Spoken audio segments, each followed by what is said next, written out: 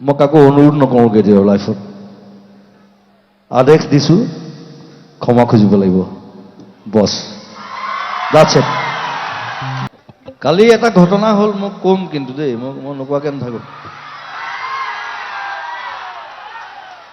আপোনালোকৰ ইয়াৰ নলবাৰী দিগন্ত ভাৰতী সকলোৱে দেখিছে চাগে ফেচবুকত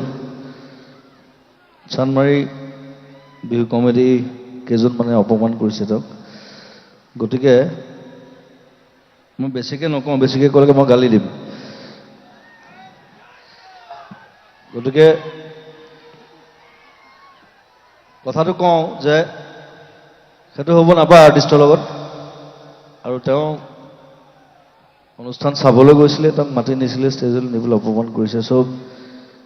চানমাৰী কমিটিৰ যিকেইজন মানুহ আছে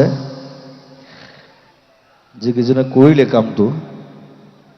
মই কাকো অনুৰোধ নকৰোঁ কেতিয়াও লাইফত আদেশ দিছোঁ ক্ষমা খুজিব লাগিব বছ দ্যাটছ ইট